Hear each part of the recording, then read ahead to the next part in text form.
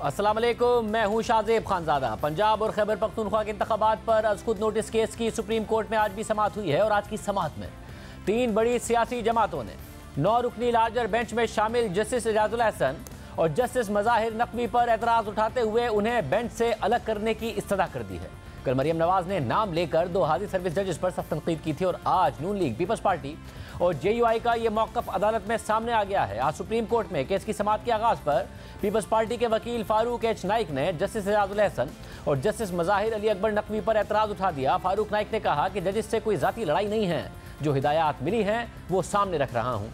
हिदायत हैं कि जस्टिस एजाजुल एहसन और जस्टिस मज़ाहिर नकवी बेंच से अलग हो जाएं। फारूक H नाइक ने PDM जमातों का मुश्तरका तहरीरी बयान अदालत में पढ़कर सुनाया, जिसमें कहा गया कि जस्टिस मज़ाहिर नकवी और जस्टिस एजाजुल एहसन पहले ही गुलाम महमूद डोगर केस में इस मामले को सुन चुके हैं। इस्तदा है कि दोनों जज साहिबान खुद को खुद नोटिस से अलग कर लें। फेयर ट्रायल के हक के तहत जस्टिस एजाजुल एहसन और जस्टिस मज़ाहिर नकवी को बेंच से अलग हो जाना चाहिए। दोनों जजेस के कहने पर खुद नोटिस लिया गया, इसलिए मज़कूरा जजेस बेंच से अलग हो जाएं। दोनों जजेस नून लीग, पीपल्स पार्टी और JUI के किसी भी मुकदमे की समाअत ना करें। फारूक H नाइक ने गुलाम महमूद डोगर केस में दोनों जजेस का फैसला भी पढ़कर सुनाया, जबकि जस्टिस जमाल बंदूखेल का गुज़िश्ता रोज़ का नोट भी पढ़ा। फारूक H नाइक के एतराज़ पर चीफ जस्टिस ने कहा कि जजेस के मामले पर पीर को आपको सुनेंगे। फारूक नाइक ने मजीद कहा कि दोनों जजेस ने खुद नोटिस के लिए मामला चीफ जस्टिस को भिजवाया। जस्टिस जमाल बंदूखेल के नोट के बाद जस्टिस एजाजुल एहसन और जस्टिस मज़ाहिर नकवी खुद को बेंच से अलग कर दें। डोगर के सर्विस मैटर में ऐसा फैसला आना तशवीशनाक है। इस मरहले पर फारूक नाइक ने कहा कि जस्टिस जमाल बंदूखेल का नोट है वो पढ़ना चाहूँगा, तो इस पर चीफ जस्टिस ने उनसे मुकालमा करते हुए कहा कि वो तो मुझे भी नहीं मिला, इसे तो अभी ऑर्डर में शामिल ही नहीं किया गया है। फारूक नाइक ने जवाब में कहा कि कल जस्टिस जमाल बंदूखेल ने अदालत में नोट पढ़ा था और यहाँ मौजूद साथी वकला ने उसे नोट किया था, जिसे जमाल बंदूखेल का नोट प्रिंट मीडिया में भी रिपोर्ट हुआ है। दौरान समाअत जस्टिस अतहर मिनल्लाह ने सवाल किया कि मिस्टर नाइक, आपको नहीं लगता कि ये मफाद आमा का मामला फुल कोर्ट को सुनना चाहिए? इस पर फारूक H नाइक ने इंतखाबात में ताखीर के खुद नोटिस पर फुल कोर्ट बनाने की इस्तदा की और कहा कि इंतखाबात का मामला अवामी है, इस पर फुल कोर्ट ही होना चाहिए। फारूक नाइक के मौक़िफ़ पर चीफ जस्टिस ने कहा कि 16 फरवरी को फैसला आया और 22 फरवरी को खुद नोटिस लिया गया। खुद नोटिस लेना चीफ जस्टिस का दायरा इख्तियार है। आर्टिकल 184(3) के साथ स्पीकर्स की दरख्वास्तें भी आज समाअत के लिए मुकर्रर हैं। अदालत स्पीकर्स की दरख्वास्त में उठाए गए कानूनी सवालात भी देख रही है। आज हमारे दरवाजे पर आईने पाकिस्तान ने दस्तक दी है, इसलिए खुद नोटिस लिया है। इस मरहले पर जस्टिस जमाल बंदूखेल ने फारूक नाइक से मुकालमा करते हुए कहा कि सियासी मामलात को पार्लियामेंट में हल होना चाहिए। अपनी जमातों से कहें कि ये मामला अदालत क्यों सुने। फारूक नाइक ने कहा कि अदालत की ऑब्जर्वेशंस नोट कर ली हैं, अपनी जमात से इस मामले पर हिदायत लूंगा। समाअत के दौरान शेख रशीद के वकील ने अदालत से कहा कि कल से मीडिया पर अदलिया की तज़हीक की जा रही है। मेरे मुवक्किल शेख रशीद ने कहा है कि अदालत इस मामले को देखे, तो चीफ जस्टिस ने रिमार्क्स दिए कि इस मामले को बाद में देखेंगे। इसके बाद केस की मज़ीद समाअत पीर सुबह 11:30 बजे तक के लिए मुलतवी कर दी गई। इस केस के हवाले से आज सिंध बार काउंसिल का एलान भी सामने आया है, जिसमें कहा गया है कि सुप्रीम कोर्ट के खुद नोटिस की समाअत के लिए फुल कोर्ट तश्कील दिया जाए। बेंच में सीनियर जजेस जस्टिस काजी फ़ाइज़ ईसा और जस्टिस सरदार तारिक मसूद को शामिल नहीं किया गया। सिंध बार काउंसिल से बनती है कि रोस्टर बनाने का मुकम्मल इख्तियार चीफ जस्टिस के पास नहीं होना चाहिए। जस्टिस एजाजुल एहसन और जस्टिस मज़ाहिर अली नकवी को रज़ाकाराना तौर पर बेंच से अलग हो जाना चाहिए। मुख्तलिफ सियासी जमातों ने भी दोनों जजेस पर अदम एतमाद का इजहार किया है। हम चीफ जस्टिस से मुतालबा करते हैं कि बेंचेस की तश्कील से पैदा होने वाले खदशात ख़त्म करें और अवाम में अदलिया का एतमाद बहाल किया जाए। आज कौमी असम्बली में खिताब करते हुए वज़ीर दिफा ख्वाजा आसिफ ने कहा कि ये केस 9 जजेस नहीं बल्कि फुल कोर्ट को सुनना चाहिए।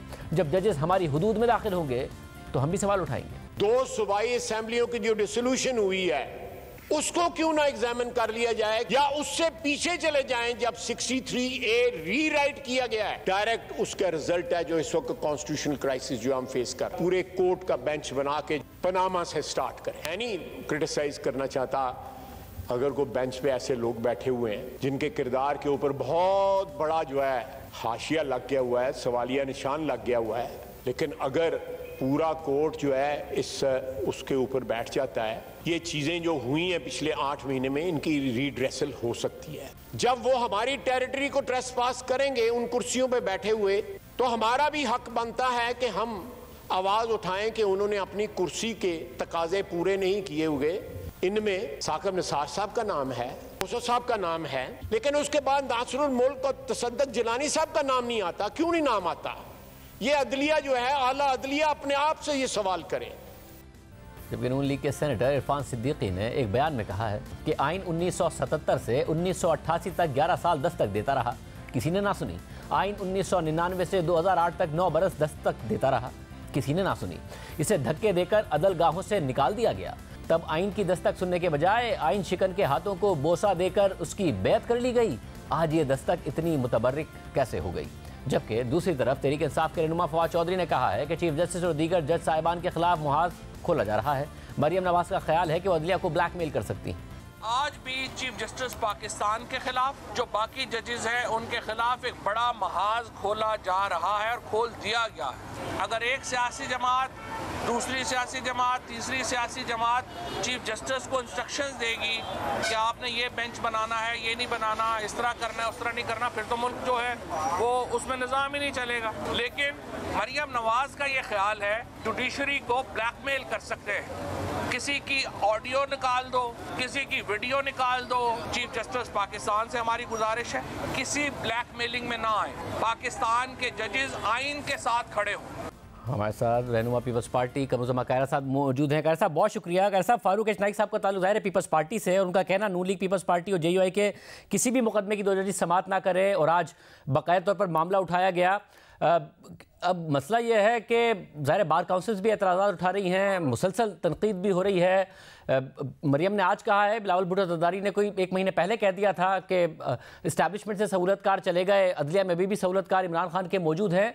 अगर अदलिया नहीं बात सुनती है, क्योंकि जजेस तो आज भी बेंच में मौजूद थे, तो क्या आगे हिकमत अमली होगी? क्या इसी तरीके से पब्लिकली तनकीद हो रही होगी या पार्लियामेंट के फ्लोर से तनकीद हो रही होगी या आगे बढ़ा जाएगा?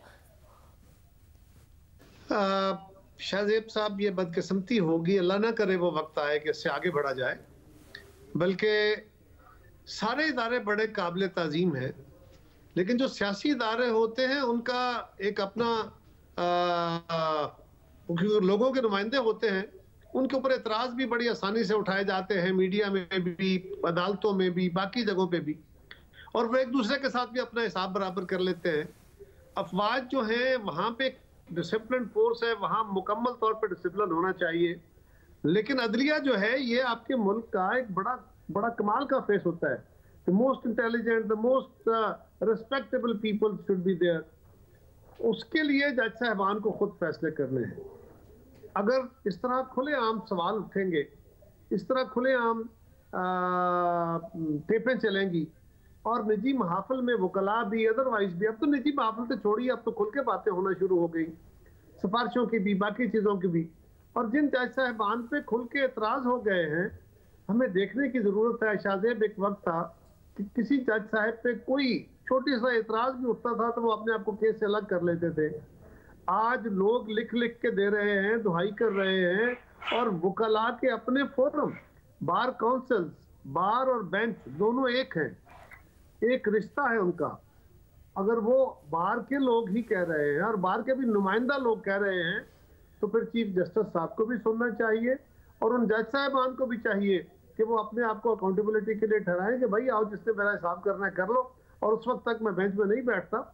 ये उनको चाहिए। मगर कायरा साहब, ये बार काउंसिल की तरफ से एतराज आ चुका था, उसके बावजूद जाहिर सुप्रीम कोर्ट की तरफ से खामोशी थी। बार काउंसिल ने फिर ये भी ऐलान किया कि वो रेफरेंस की तरफ जा रहे हैं। बट जब सुप्रीम कोर्ट में चीफ जस्टिस 9 रुकनी बेंच बनाते हैं तो उसमें वो जज साहब मौजूद होते हैं, और जाहिर आज भी एतराज़ के बावजूद उन दोनों जज साहिबान ने अपने आप को बेंच से पीछे नहीं किया। तो वहाँ से भी फिर अगर कोई स्टेटमेंट नहीं आ रहा है तो ये भी एक स्टेटमेंट ही है ना कि जो एतराज़ात हैं वो अपनी तरफ है, मगर अदलिया इसी तरीके से आगे बढ़ना चाहती है। इसलिए मेरा ओरिजिनल सवाल ये था कि फिर आप भी इस बात को एक्सेप्ट करते हुए आगे बढ़ेंगे या इस तरीके से पब्लिकली ये तनकीद का सिलसिला जारी रहेगा, जो कि जाहिर है कोई बहुत हेल्दी साइन तो नहीं है पाकिस्तान की डेमोक्रेसी के लिए। ये बड़ा मैंने पहले कहा ना, ये बदकिस्मती होगी, अल्लाह ना करे वो वक्त आए कि और आगे बढ़ा जाए। बल्कि अब अदलिया को खुद ही चाहिए। देखिए ना, ये बड़ी खुलेआम बातें हो रही हैं, सीनियर मोस्ट जज साहिबान बेंच का हिस्सा नहीं है। अब तो फुल कोर्ट का भी मुतालबा किया गया है, अल्लाह करे फुल कोर्ट हो जाए ताकि किसी पे एतराज बाकी ना रहे। और जो 2 जज साहिबान हैं वो उनकी अपनी इज्जत के लिए, उनके इदारे की इज्जत के लिए उनको चाहिए कि वो खुद अपने आप को बेंच से अलग कर लें और वो कहें कि जी ठीक है, अगर किसी के पास कोई सबूत है, कोई शक शुभ है, तो वाज़े तौर पे अपनी बात लेके आए, नहीं है तो क्लियर हो जाएगा। लेकिन शाहजेब, कंटेम्प्ट ऑफ कोर्ट मेरा हमेशा बड़ा वाज़े मौक़िफ़ रहा है। कंटेम्प्ट ऑफ कोर्ट एक कानून का डंडा है जिसके जरिए आप लोगों को खौफजदा कर सकते हैं, एहतराम नहीं। एहतराम आपने जज साहबान ने अपने फैसलों से और अपने कंडक्ट करना है। जिस तरह केस सुनते हुए अदालतों के अंदर कमेंट्री होती है और वो कमेंट्री साथ ही साथ मीडिया पे जाके लाइव कवर हो रही होती है, टिकर्स चल रहे होते हैं, सोशल मीडिया पे आ रहा होता है, उससे फैसला भले जो मर्जी आता रहे, लेकिन उससे जो पॉलिटिकल पार्टियां हैं या किसी पॉलिटिकल चेहरा खराब होता है, उसके ऊपर जो धब्बे लगते हैं, वो उसकी कोई रेमेडी नहीं है। तो खैर साहब, ये मामला जाके रुकेगा कहाँ? जाहिर है कल बेंच के दो जजेस जैसे आतफ मीनार अल्लाह और जैसे मंसूर अली शाह ने ये बात उठाई कि फिर इस बात को भी देखा जाए कि असेंबलियों की तहलील ही दुरुस्त थी या नहीं थी। हालांकि सुमोटो इस बात पे लिया गया है कि 90 दिन के अंदर इलेक्शन हो तहलील के बाद, मगर फिर कुछ वकला की तरफ से ये बात उठाई गई कि फिर 63A का मामला देख ले अदालत, उसकी रिव्यू भी मौजूद है, क्योंकि उसी फैसले की वजह से ये तमाम मामला पैदा हुए, कॉन्स्टिट्यूशन को रीराइट किया गया, परवेज इलाही वजीर आला बने, फिर उन्होंने तहलील की। फिर आज असेंबली के फ्लोर पर तो ये तक कहा गया कि 2017 से जो बुराइयां शुरू हुई हैं उसमें इस्टेब्लिशमेंट की मुदाखलत और अदालत के फैसले सब शामिल हैं, वहां से मामला देखे जाएं, ताहयात नाअहली और ये सारे मामला। तो क्या क्या करे फिर अगर फुल कोर्ट बने? देखिए शाहजेब, इसीलिए हम कहते हैं कि अदालतों को हत्तल मकदूर सियासी फैसलों से दूर रहना चाहिए। सियासी फैसलों के अंदर आएंगे तो फिर यहाँ तो इसमें तो ये सवाल उठेंगे, क्योंकि अगर आप एक पार्टी का केस सुनेंगे तो दूसरी पार्टी कहेगी हमारा क्यों नहीं सुना जा रहा, हमारा मौकफ सुना नहीं जा रहा। अदालत के पास ये पॉसिबल नहीं होगा कि वो अनलिमिटेड एवेन्यूज को खोल के बैठ जाए, लेकिन जो इस वक्त करंट सूरत हाल है उसके ऊपर और खास तौर पे जो बेंच के अंदर से सवाल उठे हैं उनको तो बहरहाल अदालत को देखना होगा, और जो बेंच की तरफ से सवाल आ गए वो भी, और जो बार की तरफ से आ गए वो भी। ये किसी सियासी जमात की तरफ से सवाल तो नहीं आए ना। सियासी जमातों ने तो यही कहा कि दो जज साहबान जिनके ऊपर एतराज है वो बेंच में ना बैठे, हमारे केसेस ना सुने, लेकिन बार तो उससे आगे गई, बेंच तो उससे आगे गया। लिहाजा इसको देखना चाहिए और अदलिया को चाहिए, सीनियर जजेस हैं हमारे लिए काबिल एहतराम है, कि उनको चाहिए कि वो अपने परसेप्शन को दुरुस्त करने के लिए ऐसे फैसले करें, ऐसे तरीकाकार अडॉप्ट करें जो न्यूट्रलिटी का हो, जो ट्रांसपेरेंसी का हो। अगर इस तरह के फैसले जिस पे बेंच और बार भी एतराज उठा दे तो ये तकलीफ में होंगे और ये इसका कोई हल नहीं, एंड नहीं होगा। मगर कायरा साहब, ज़ाहिर तहरीक इंसाफ का ये एतराज़ है कि जो हुकूमत है वो अदालत पर दबाव डाल रही है कि वो आइन के मुताबिक फैसले ना करे, मेरिट के मुताबिक फैसले ना करे, जजिस को ब्लैकमेल करने की कोशिश हो रही है, ऑडियो रिकॉर्ड हो रही हैं। ये एतराज़ अब आपकी हुकूमत पर आ रहा है। देखिए, ऑडियो रिकॉर्ड हो रही हैं, रिकॉर्ड हो चुकी हैं, किसने की है, गलत है, सही है, अदलिया खुद फैसला कर सकती है और अदलिया सुमोटो ले सकती है, उनके पास इख्तियार है। सवाल यह है कि जो रिकॉर्डिंग हुई वो तो बिल्कुल गलत, बिल्कुल कोई उसका हक नहीं किसी को, लेकिन अदलिया खुद ये फैसला दे चुकी है कि रिकॉर्डिंग अगर किसी की हुई है और उसमें एसेंस मौजूद है और वो अनडिनाएबल है तो वो एविडेंस के तौर पर इस्तेमाल हो सकता है। लिहाजा मैं तो नहीं कह रहा, ये मेरा एलिगेशन तो नहीं है, ये आला अदलिया का अपना फैसला है। लिहाजा अपने किए हुए फैसलों को तो आप अनडू नहीं कर सकते। ये तो नहीं होगा कि शाहजेब की सूरत में तो एक फैसला लागू हो जाए, मेरी सूरत में एग्जम्पशन हो जाए, ये तो नहीं होगा ना। बहुत शुक्रिया, कायरा साहब हमारे साथ मौजूद थे। मज़ीद मौके इस पर मालूम करेंगे कि अदालत के अपने अंदर कोई तकसीम इस हवाले से पाई जाती है, इस पर बात करेंगे। के बाद बहुत अग्रेसिव तकरीर की गई है ख्वाजा आसिफ साहब की तरफ से। उससे पहले जलसे में मरीम नवाज साहिबा ने बराह रास्त तनकीद की थी। ख्वाजा आसिफ साहब हमारे साथ बोले। ख्वाजा साहब बहुत शुक्रिया। ख्वाजा साहब, बहुत ही एक अग्रेसिव तकरीर आपकी तरफ से की गई, बट द पॉइंट इज कि तहरीक इंसाफ की तरफ से अब ये एतराज़ आ रहा है कि आप लोग अदलिया पर दबाव डाल रहे हैं, अदलिया को आइन के साथ खड़ा होना चाहिए, मगर आप लोग ब्लैकमेल कर रहे हैं, कहीं ऑडियो लीक्स, कहीं तकारीर, और एक मुकम्मल तौर पर प्रेशर डाला जा रहा है अदालत पर। देखिए, कच्ची तौर पे प्रेशर वाली बात नहीं है शाहजेब। जो मैंने तकरीर की है उसमें मुझे कोई एक काबिल एतराज बात बता दें, मैंने कोई काबिल एतराज बात की हो। मुझे अदलिया का बड़ा एहतराम है। मैंने कभी किसी स्टेज के ऊपर अदलिया को निशाना नहीं बनाया। बहुत पुरानी बात है, को 25 साल पुरानी बात है। मुझे जस्टिस सज्जाद शाह साहब ने लिया था कंटेम्प्ट में, मुझे बुलाया था उन्होंने, लेकिन मैंने बड़ी मुताहत अंदाज में बात की है जो भी आज की है, और उसमें सिर्फ कहा है कि अदलिया जो ट्रीटमेंट मियां नवाज शरीफ के साथ जो अदलिया ने की है वहाँ से स्टार्ट करें, उधर से करेक्शन का जो प्रोसेस है वहाँ से स्टार्ट करें, पनामा से स्टार्ट करें, और जो आपके कन्फेशंस जो है सामने आ गई हैं उन लोगों की जिन्होंने वो सारा स्पॉन्सर किया था या नवाज शरीफ के खिलाफ, उनकी कन्फेशंस आ गई हैं, आपके प्रोग्राम में चली हैं, ट्विटर पे चली हैं, सोशल मीडिया के तमाम प्लेटफॉर्म्स पे चली हैं, कि वो तो इवन टू द एक्सटेंट के शाह महमूद कुरैशी ऐसा जो है एक जहरीला ओपोनेंट जो है मियां नवाज शरीफ का, वो भी कहा है, उसने भी कहा है कि जिनके साथ ज्यादती हुई थी। तो नेक्स्ट अगर हमने सारी करेक्शन करनी है, अगर कानून और आइन को जो है हम उसका कोई फ्लॉज या दूर करने आए हैं, 63A जो है आपने कल प्रोग्राम में कहा कि रीराइट किया है, तो इसलिए मैंने कोई खुदा न खास्ता कोई हदूद क्रॉस नहीं की, लेकिन मगर ख्वाजा साहब एग्जैक्टली बयानिया है क्या? क्योंकि मरियम नवाज साहिबा जब 5 लोगों के नाम लेती हैं उसमें 2 हाजिर सर्विस जज डाल दिए, मगर उसमें से जनरल बाजवा गायब हैं। आपने आज जनरल बाजवा का अपनी तकरीर में बाकायदा जिक्र किया 2016 के बाद जो भी मामलात हुए कि जनरल बाजवा का बड़ा किरदार था नवाज शरीफ साहब के खिलाफ साजिश में और उनको निकालने में, तो एग्जैक्टली बयानिया है क्या नून लीग का? नहीं, मैं तो एक मौका था मुझे उसमें मिला, मैं कोई ये नहीं था कि मैंने और मरियम ने कोई नोट्स कंपेयर किए हुए थे और हमने कोई एक बयानिया मरियम ने जो बिल्कुल जो भी वो कहा है, तो जो भी उसने अपनी तकरीर में कहा है, मैं समझता हूँ वो बिल्कुल हक बजानब है। वो बेटी है, तो उसके बाद हमारी पार्टी की लीडर है, एग्रीव्ड पार्टी है, ज्यादती हुई है, जेल में जिस तरह उसके साथ ट्रीटमेंट हुआ है, बाप के साथ पकड़ी गई, और क्या क्या क्या हम जो जबान जो है इमरान खान बोलता है, इमरान खान के साथ हुआ क्या है कि ये जबान बोलता है?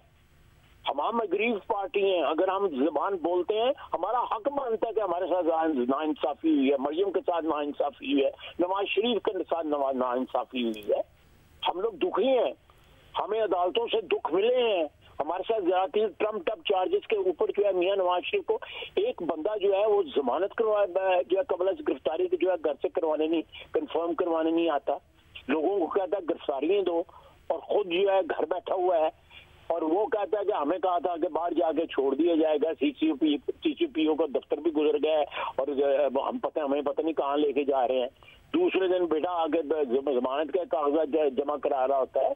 ये मजाक बनाए हुए इन्होंने पाकिस्तान की सियासत को। तो कौन सा फिर आप जब आप कहते हैं कि पनामा से अदालत शुरू करे, अदालत के अंदर से ये आवाज़ तो उठ गई कि अदालत इस बात को देखे कि असेंबली की तहलील भी दुरुस्त हुई है या नहीं हुई है। बुकला सवाल उठा रहे हैं कि अदालत 63A से देखे, क्योंकि खुद बेंच के एक रुकन ने कहा था कि जी इसको रीराइट किया है। फिर बुकला सवाल उठा रहे हैं कि वहीं से सारी की सारी बुराई पैदा हुई। आप कह रहे हैं कि पनामा से मामला देखे, तो क्या एक पूरा का पूरा फुल कोर्ट बैठे और देखे कि पिछले 6-7 साल में जो कुछ हुआ? बिल्कुल बिल्कुल बिल्कुल। मैं पाकिस्तान को ओ करती है, ये कर्ज है पाकिस्तान का दिया के ऊपर कि वो अपने जो उन्होंने वायलेशंस की हुई है कानून और आइन की, रियासत की वायलेशन जो किया हुआ है, पाकिस्तान को जो उन्होंने वायलेट किया हुआ है पिछले 40, 50, 60, 70 साल के अंदर, उसको कंपनसेट करे।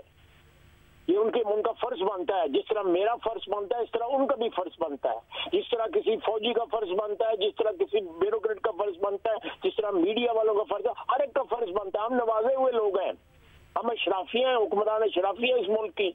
अगर हमने नहीं करना तो क्या गली मोहल्ले में रेहड़ी लगाने वाला बंदा करेगा? कौन करेगा ये चीजें जो है करेक्ट इस मुल्क के लिए? कौन कोर्स करेक्शन करेगा? कौन जो है सिमत जो है सही अता करेगा इस मुल्क के अंदर को? तो हम करेंगे ना। तो अगर मैंने अदलिया का नाम ले लिया या मैंने किसी जज का नाम नहीं लिया, मैंने जज उन लोगों का नाम लिया है जिसके खिलाफ तारीख गवाही देती है, उन जजों के खिलाफ कि उन्होंने ज्यादती की। अगर इरशाद हसन खान, मेरी बात सुने, इरशाद हसन खान है और इन लोगों ने जो कुछ किया इस मुल्क के साथ, या जो शेख साहब थे रियाज शेख, उन्होंने जो कुछ किया, या जो जिस बेंच ने जुल्फिकार अली भुट्टो को फांसी दी, जो उसने किया, उसने जो जस्टिस मुनीर ने किया, अगर उन लोगों को कोई उनके खिलाफ आवाज उठाता है या उनके खिलाफ जो है कोई बात करता है तो हक मानता है। ये तो अगर हमें पाकिस्तान से मोहब्बत है तो इन लोगों के नाम जो है आने वाली नस्लों को मालूम होने चाहिए। अगर लोगों ने पाकिस्तान को नुकसान पहुंचाया हुआ है। ख्वाजा साहब, ये तो ज़ाहिर सारा का सारा तारीख का हिस्सा है। मगर अब जो हाजिर सर्विस जजेस हैं उन पर आपने एतराज़ उठाया, इसके अलावा बार काउंसिल्स ने भी उठाया, वो ऑडियो टेप्स भी आई, वो सारा मामला हुआ, मगर वो आज बेंच में मौजूद थे, आज भी बैठे थे। अगर वो नहीं हटते तो फिर क्या हुकूमत की हिकमत अमली होगी? क्योंकि आज तो बाकायदा पर इस्तदा की गई फारूक नाइक साहब की तरफ से 3 जमातों की तरफ से कि 2 जज साहिबान इस बेंच का हिस्सा भी ना हो और आइंदा भी आप जमातों के किसी केस का हिस्सा ना हो। कन्वर्सेशन तो देखें परवेज इलाही साहब के साथ, आप कुछ खुदा का खौफ करें ये लोग जो हैं, और लोगों को जो सुप्रीम कोर्ट के बेंच के जजों के नाम नहीं मालूम होते थे कि कौन है। अब सीनियरिटी लिस्ट जो है वो पब्लिक डोमेन में है कि फलाने जो बेंच बनते हैं वो सारे पब्लिक होते हैं। अपना डेकोरम मेंटेन करें, अपनी इज्जत को प्रोटेक्ट करें, उनके नाम, उनका ओहदा है वो सैक्रोसैंक्ट है पाकिस्तान के लिए। हमारा आइन जो है उनको इज्जत बख्शता है, हमारी तारीख उनको इज्जत बख्शती है।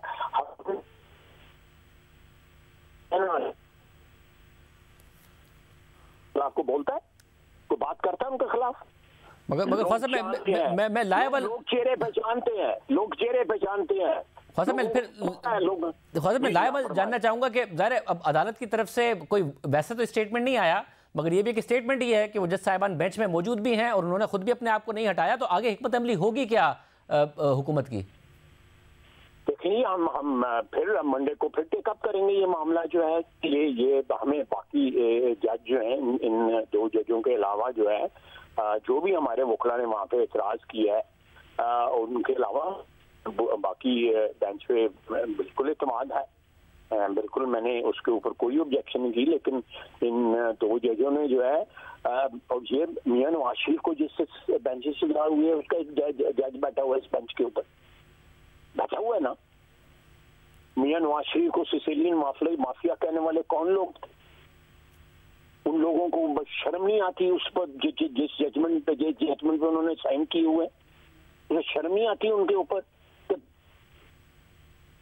उसको ताहयात जो है उससे नुमाइंदगी का हक छीन लिया, 3 दफा वज़ीर आज़म रहने वाले से उसे हक छीन लिया। मेरे पब्लिक रिप्रेजेंटेटिव की ये औकात है किसी बंदे की कहने के ऊपर, एस्टैब्लिशमेंट के कहने के ऊपर जो है सारी उम्र के लिए उसके नुमाइंदगी का हक उसे छीन लो। एक बंदा जो है वो मैं अपनी बात नहीं करना चाहता, मैं भी फॉर लाइफ डिस्क्वालिफाई हुआ था, लेकिन मैं ममनून जब आप कहते हैं एस्टैब्लिशमेंट के कहने के ऊपर, तो फिर सिर्फ जनरल फैज हमीद तो नहीं है ना, उस वक्त तो आर्मी चीफ जनरल बाजवा थे, वो तो इस सारे के सारे रूए रवां थे इस सारे मामले के।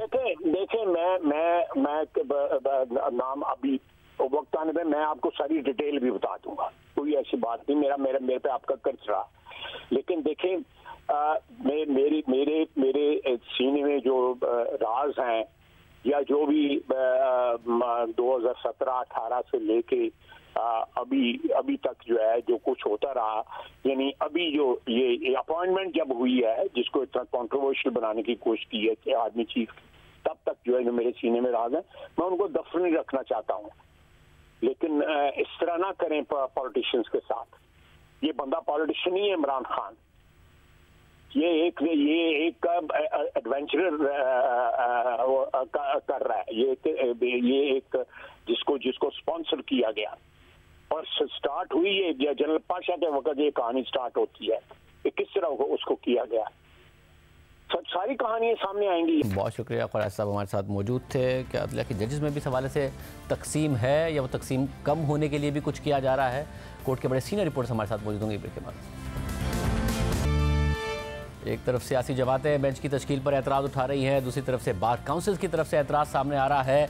इस वक्त खुद अदलिया के अंदर क्या हो रहा है, जब कल हमने देखा कि बाकायदा तौर पर बेंच में से ही आवाज़ें उठी कि सू मोटो के हवाले से या फिर बेंच की तश्कील के हवाले से। हमारे साथ सीनियर कोर्ट रिपोर्टर्स मौजूद हैं, अब्दुल क़य्यूम सिद्दीकी साहब और इसनात मलिक साहब, आप दोनों का बहुत शुक्रिया। क़य्यूम सिद्दीकी साहब, सबसे पहले ज़ाहिर जो वैसे एतराज़ात हैं उस पर बाद में, मगर खुद अदलिया के अंदर क्या तकसीम में कुछ कमी आ रही है जो कि नज़र आया था जिस फाइजा के मामले के बाद बढ़ती चली गई थी, या वो अभी और ज़्यादा बढ़ रही है? और जैसे जो मंदू खेल का जो नोट था वो भी इसी बात की निशानदेही करता है, और उसके बाद क्या हो रहा है?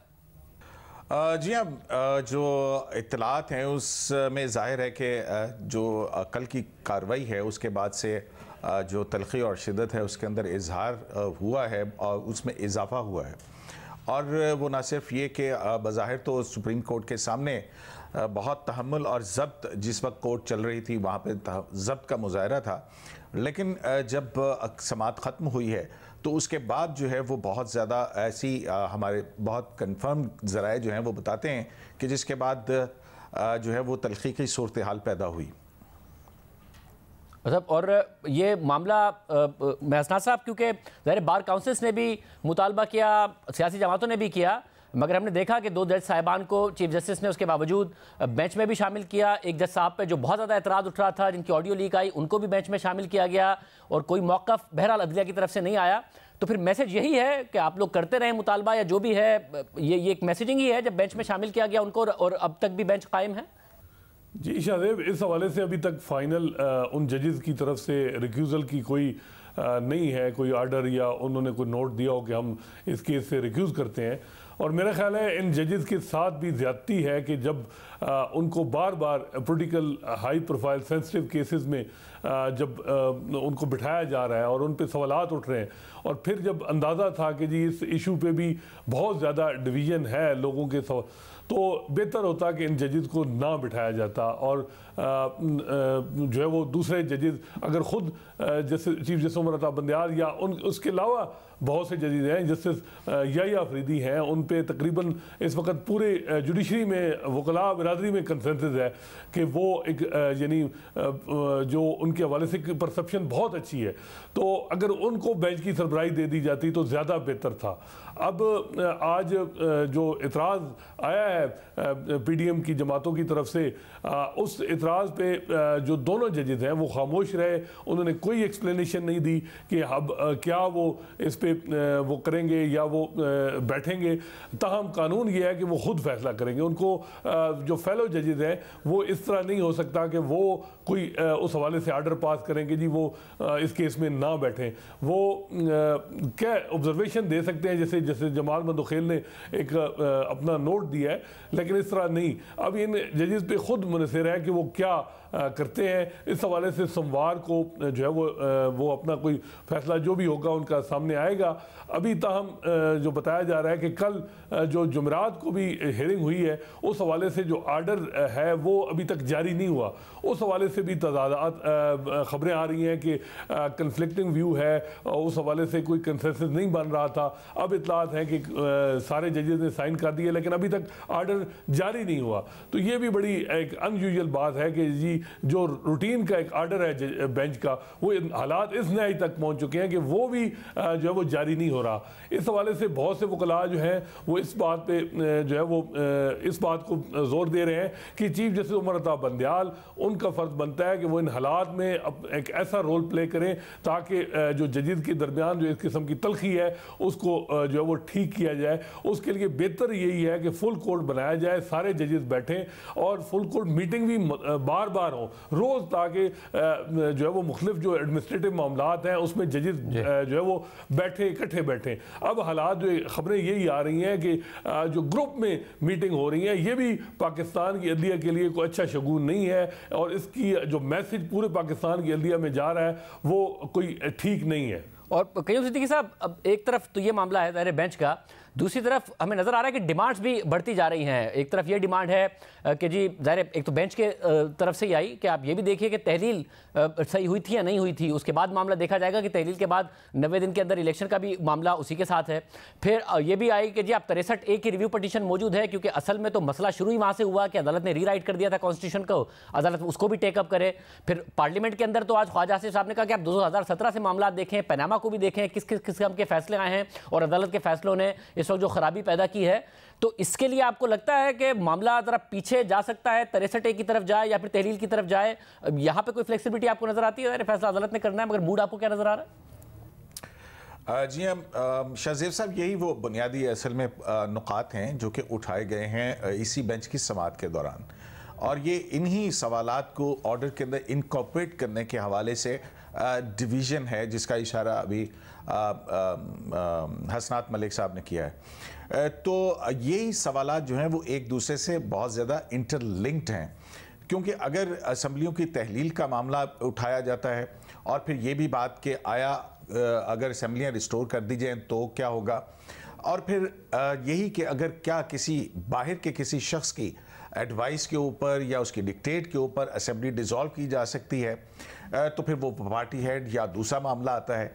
अब ये मामला जुड़ा हुआ है 63A के साथ कि पार्टी हेड के क्या इख्तियारात हैं, क्योंकि ये सवाल इसलिए भी अहम हो जाता है क्योंकि 63A की जो तशरीह फाजिल 3 जज साहिबान ने की है, जिससे 2 ने इख्तलाफ किया है, उसमें जो पार्लियामेंट्री पार्टी की राय या पार्लियामेंट के अंदर मौजूद लोग जो हैं उनकी राय को अहमियत और तक़वियत फराहम की गई है।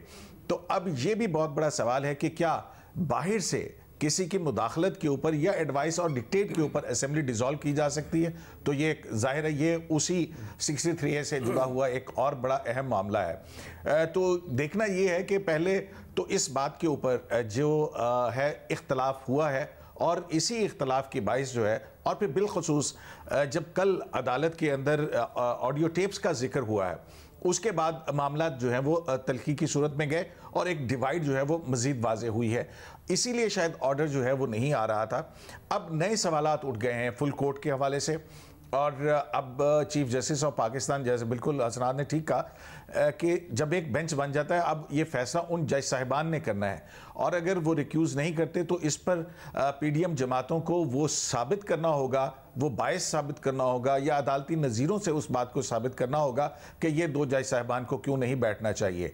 PDM की तरफ से आज जो एतराज़ किया गया है इन 2 जज साहिबान में, वो उससे बिल्कुल मुख्तलिफ है जो कि जस्टिस जमाल मंदोखिल साहब की तरफ से आया है। गो कि एक हिस्सा उसका भी उसमें शामिल है, लेकिन जो PDM जमातें हैं उनकी तरफ से ऑडियो टेप्स के हवाले से आने वाली बात का जिक्र नहीं किया गया है। तो ये बहुत सारी चीज़ें हैं। गो कि आज जो समाअत थी वो कल के मुकाबले में जितनी तनाव के अंदर हुई थी, आज बज़ाहिर वो उतना तनाव हमें नज़र नहीं आया। असद, आप बताइएगा, आपको लगता है कि ऐसा मूड है कुछ? क्योंकि ज़ाहिर पहले तो एतराज़ ये था कि चीफ जस्टिस ने भी अपना माइंड बता दिया, 2 जजेस जिन्होंने सू मोटो को कहा उन्होंने भी अपना माइंड बता दिया, तो जस्टिस मंदोखिल ने भी इस हवाले से बात की। मगर अब कि पीछे जाया जाए कि जहाँ से खराबी पैदा हुई है, या तो 63A का फैसला जिसका रिव्यू मौजूद है, या फिर असम्बलियाँ तहलील क्या आइन के स्पिरिट के मुताबिक हुई हैं या नहीं हुई हैं, उसको देख लिया जाए, जिसकी वजह से शायद जो इलेक्शन 90 दिन में कराने का मामला है वो नौबती ना आए। जी शाहजेब साहब, इसमें मसला ये है कि जो हाई कोर्ट के जजेस हैं खास उन्होंने भी ओथ लिया हुआ है कि to preserve and to protect the constitution. अब ये मैटर जो था ये लाहौर हाई कोर्ट में पेंडिंग है। लाहौर हाई कोर्ट के एक जज जस्टिस जवाद हसन ने आर्डर किया, PTI ने उस पर खुशियाँ मनाई, अब उस पर एक ICA intra court appeal pending है। अब इन हालात में क्या सुप्रीम कोर्ट को इस पर सो मोटो लेना चाहिए था?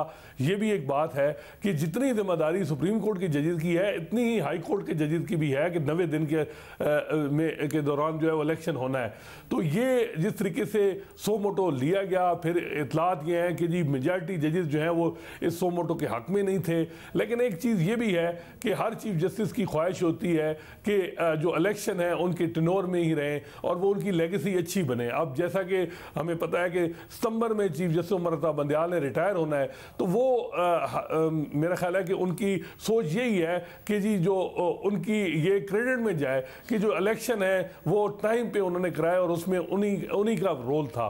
तो इसमें हम उनकी इंटेंशन पे डाउट नहीं कर सकते, लेकिन एक प्रोसेस होता है। हाई कोर्ट में जब मैटर पेंडिंग है ICA, तो उसका फैसला हो जाता, फिर सुप्रीम कोर्ट में आता।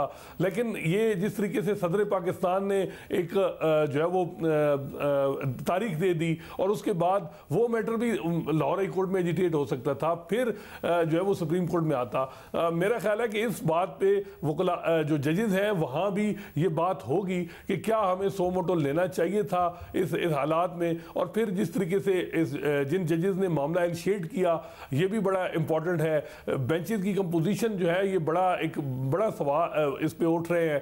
5 साल से जो एक रिसर्च हुई है कराची में, कुछ वकला ने की है कि एक जज साहब 73 पॉलिटिकल हाई प्रोफाइल केसेस में 73 केसेस में बैठे हैं और उनसे सीनियर एक जज साहब सिर्फ 9 केसेस में बैठे हैं। तो ये इतनी बड़ी डिस्पैरिटी है। मेरा ख्याल है कि इस पे भी जो है वो सवालात उठ रहे हैं कि जी ये चीफ जस्टिस का जो इख्तियार है बेंचेस की कंपोजिशन का, ये इसमें भी रेगुलेट होना चाहिए और सीनियर मोस्ट जो जजेस हैं उनकी कोई एक कमेटी बननी चाहिए या जो इस किस्म के केसेस हैं वो सीनियरिटी की बुनियाद पे कोई बेंच बने।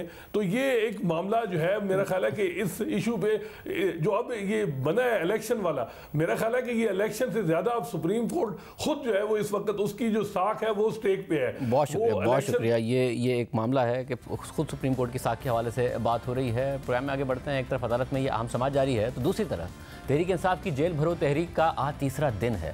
पहले दिन लाहौर से 80 अफराद ने गिरफ्तारी दी, मगर कल दूसरे दिन पेशावर में किसी भी कारकुन ने गिरफ्तारी नहीं दी और ना ही कोई रहनुमा गिरफ्तार हुआ। पुलिस इंतजार करती रही, ऐलानात करती रही, मगर तहरीक इंसाफ के कारकुन गिरफ्तारी देने के बजाय प्रिजन वैन के साथ फोटो सेशन करके चले गए। आज जेल भरो तहरीक का तीसरा दिन रावलपिंडी में था। तहरीक इंसाफ की जानिब से 10 साबिक अरकान असेंबली और 200 कारकुनान की गिरफ्तारी का ऐलान किया गया था, मगर ज़राए के मुताबिक 80 से 90 अफराद ने गिरफ्तारी दी, जिनमें फयाजुल हसन चौहान, सदाकत अली अब्बासी, जुल्फी बुखारी और एजाज खान शामिल हैं। कमेटी चौक में शेख रशीद अहमद, गुलाम सरवर खान और आमिर कियानी भी आए, मगर उन्होंने गिरफ्तारी नहीं दी। लेकिन आज फयाजुल हसन चौहान की गिरफ्तारी ड्रामाई सूरत हाल इख्तियार कर गई। शुरू में फयाज चौहान अपने 50 कारकुनों समेत कमेटी चौक से प्रिजन वैन में बैठकर पुलिस के साथ चले गए और शेर भी सुनाया।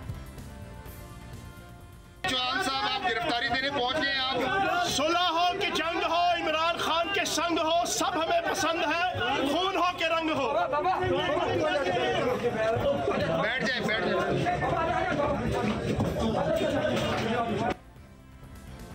मगर फिर खबरें आई कि पुलिस ने कमेटी चौक से 40-50 मिनट के फासले पर मंदरा के इलाके में फयाज हसन चौहान समेत पीटीआई के 50 कारकुनों को प्रिजन वैन से उतार दिया। फिर यह खबर आई कि फयाज चौहान दोबारा प्रिजन वैन में सवार हो गए और पुलिस को उन्हें अपने साथ ले जाना पड़ा। आज कौमी असेंबली में खिताब करते हुए वजीर दिफा ख्वाजा आसिफ ने कहा कि जेल भरो फिल्म फ्लॉप हो गई है, अब डूब मरो फिल्म चलाओ। मैं घर बैठा हूँ और सबको कह रहा हूँ जेल भरो और खुद जमानत कबल गिरफ्तारी। सारे जो है मजनून जो लैला के बने हुए थे इसके किधर गए हैं? सारे के सारे ये दूध पीने वाले लोग जो है कहाँ गए हैं? जेल भरो तो जो है फ्लॉप हो गई है ये फिल्म जो है, अब डूब मरो फिल्म चला। इसके अलावा आज लाहौर हाई कोर्ट में जेल भरो तहरीक के पहले दिन गिरफ्तारी देने वाले तहरीक इंसाफ के रहनुमाओं की बाजियाबी से मुतालिक दरख्वास्त पर दिलचस्प समाअत हुई। अदालत में बार बार कह के भी लगे। जस्टिस शहराम सरवर ने दरख्वास्त गुजार के वकील से सवाल किया कि आपके लोग क्यों पकड़े हैं, तो वकील ने जवाब दिया कि हमने जेल भरो तहरीक शुरू की थी, लेकिन ये अलामती गिरफ्तारियां थी। दरख्वास्त गुजार के वकील की इस बात पर कमरा अदालत में कह के लग गए। जस्टिस शहराम सरवर ने रिमार्क दिए कि आप अदालतों के साथ क्यों खेल रहे हैं, आप तो खुद कह रहे थे कि हमें गिरफ्तार करो, अब गिरफ्तार कर लिया है तो क्या जल्दी है। इस दौरान शाह महमूद कुरैशी के बेटे ज़ैन कुरैशी ने अदालत से कहा कि मुझे गिरफ्तार नहीं किया, लेकिन मेरे वालिद को गिरफ्तार कर लिया गया, मुझे अपने वालिद से मुलाकात नहीं करने दी जा रही है। तो जस्टिस शहराम ने उनसे कहा कि जहाँ दफ़ा 144 है वहाँ चले जाएँ, आपको पकड़ कर ले जाएंगे और मुलाकात भी हो जाएगी। जज साहब के रिमार्क्स पर एक दफ़ा फिर कमरा अदालत में कह के लगे। तमाम ज़ैन कुरैशी ने जवाब दिया कि हम पकड़े गए तो फिर रिहाई के लिए पटिशन दायर करेंगे। तो जस्टिस शहराम ने उनसे कहा कि पटिशन दायर ना करें, आप कह रहे हैं कि हम गिरफ्तार होने जा रहे हैं, पकड़े जाएं तो अदालतें हमें बुला लें, ऐसे तो आप अदालतों के काम में इजाफा करेंगे। जस्टिस शहराम ने मजीद कहा कि ये तो खुद गिरफ्तार होने गए, कोई नहीं पकड़ रहा था तो खुद गाड़ी में जाकर बैठ गए, क्या ऐसा ही है? तो वकील ने जवाब दिया कि जी हाँ ऐसा ही है। तो अदालत में फिर कह के लग गए। समाअत आगे बढ़ाते हुए जस्टिस शहराम सरवर ने जब ये कहा कि आपको ज़्यादा दुख लाहौर से बाहर जाने का है, तो दरख्वास्त गुजार के वकील ने जवाब दिया कि हुकूमत से कहें कि कोई नोटिस तो पेश करें। जस्टिस शहराम ने सवाल किया कि हुकूमत क्या नोटिस पेश करे, आप होम डिपार्टमेंट को दरख्वास्त करें कि घरों में नज़र बंद कर दे। पीटीआई के वकील ने इस्तदा की कि आज के लिए ही रिपोर्ट मांग लें। तो जस्टिस शहराम सरवर ने सरकारी वकील को पीर को हिदायत लेकर पेश होने की हिदायत कर दी। तहरीक इंसाफ के रहनुमाओं की बाजियाबी से मुताल्लिक ये दरख्वास्त तहरीक इंसाफ के रहनुमा एजाज चौधरी की तरफ से दायर की गई है, जबकि असद उमर की अहलिया ने उनकी नज़रबंदी के खिलाफ और रिहाई के लिए लाहौर हाई कोर्ट में अलग से दरख्वास्त दायर कर दी है और मौक़िफ़ अपनाया है कि असद उमर गैर कानूनी हिरासत में है। पुलिस ने डिप्टी कमिश्नर की हिदायत पर असद उमर को हिरासत में लिया। डिप्टी कमिश्नर ने गैर कानूनी तौर पर नज़रबंदी का हुक्म जारी किया है। असद उमर की सेहत से मुतालिक जानने के लिए मिलने की कोशिश की, लेकिन मिलवाने से इनकार कर दिया गया। असद उमर की नज़रबंदी को गैर कानूनी करार देकर उन्हें रिहा किया जाए। फवाद चौधरी ने आज कहा कि PTI की टॉप लीडरशिप समेत 77 अफराद नज़रबंद हैं। 3 दिन हो गए हैं, उनकी फैमिलीज़ को भी उनसे नहीं मिलने दिया गया। इस वक्त 77 लोग जो है वो डिटेंशन में हैं, जिनमें हमारी टॉप लीडरशिप शामिल है। 3 दिन हो गए हैं तकरीबन, उनकी फैमिलीज को भी उनसे मिलने नहीं दिया गया। इसके साथ साथ फवाद चौधरी की तरफ से तहरीक इंसाफ के गिरफ्तार रहनुमा और कारकुनों पर गलत फौजदारी मुकदमात बनाने से रोकने और उनके दूसरे इजला में मुंतकली के खिलाफ दरख्वास्त लाहौर हाई कोर्ट में दायर कर दी गई है। साथ ही हिरासत में लिए गए अफराद की मुकम्मल फहरिस्त और उन पर इल्जामात की तफसीलात फराहम करने की इस्तदा भी कर दी गई है। इसके अलावा आज इलेक्शन कमीशन ने इमरान खान की 6 नशिस्तों पर कामयाबी का नोटिफिकेशन मुअत्तल कर दिया है, मगर इमरान खान NA 45 कुर्रम से MNA बरकरार हैं। जबकि लाहौर हाई कोर्ट की जानिब से इस्तीफों की मुअत्तली के हुक्म के बाद इलेक्शन कमीशन ने तहरीक इंसाफ के 32 अरकान कौमी असम्बली की रुकनियत बहाल कर दी है। इजाज़त दीजिए, अल्लाह हाफ़िज़।